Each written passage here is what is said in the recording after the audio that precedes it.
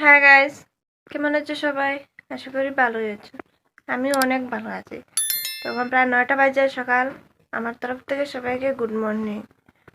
সকাল সকাল ব্লগটা শুরু করে দিলাম। এখানে আমি রান্না করছি, তারা তোমাদেরকে দেখিয়ে দিই। দেখো, এখানে ভাত বসিয়েছি, আর ওইদিকে সবজি কেটে রেখেছি, পাতাকপি, আলু, টমেটো। আর ওইদিকে মেজদা তারা যার যার মতো কাজ করছে, তারাও তোমাদেরকে দেখিয়ে দেই। দেখো জায়গাটা কি সুন্দর।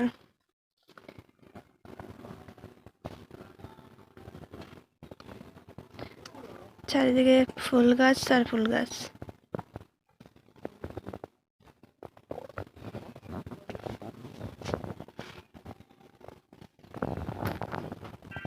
তোমাদেরকে তো বলা হয়নি কোথায় এসেছি আমি।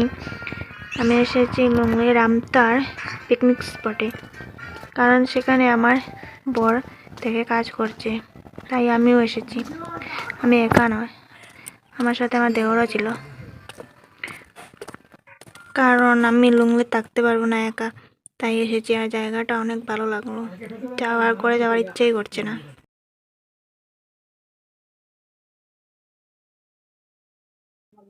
দেখো ওরা কিভাবে কাজ করছে।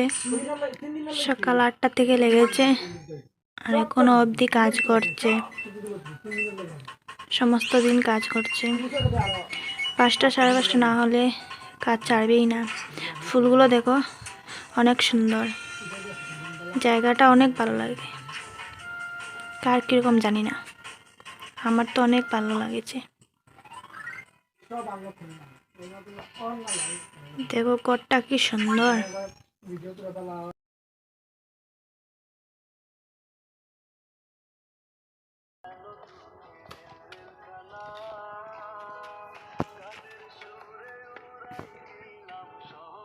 আমার ছোট্ট দেওর, আমার বর, আর ওই যে আমার ছেলে কিভাবে কাজ করছে দেখো। এদিকে চা বসিয়েছি ওদেরকে চা দেবো বলে।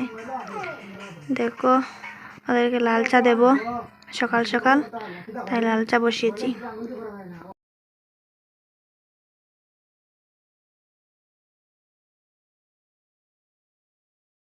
ওদেরকে চা দিয়ে এসেছি, এখন রান্না করব। দুপুরে খাবে বলে ভাত ছিল, ভাত বানাবো না, একটু সবজি বানিয়ে নেব। দাঁড়া তোমাদেরকে দেখিয়ে দিই কি বানাচ্ছি। করলা সবজি বানাবো, পেঁয়াজ কুচি করে রেখেছি, পেঁয়াজ দিয়ে করলা সবজি বানাবো। চলো বানিয়ে তোমাদেরকে দেখাবো। আমার সবজি রান্না হয়ে গেছে, তোমরা একবার দেখে নাও কিরকম হলো। ওই যে একটু আগে বলেছিলাম করলা রান্না করব, এই দেখতে পাচ্ছ কিরকম হয়েছে, কমেন্ট করে বলে দিও। ততক্ষণের জন্য বাবাই, পরে দেখা হবে। বাবাই।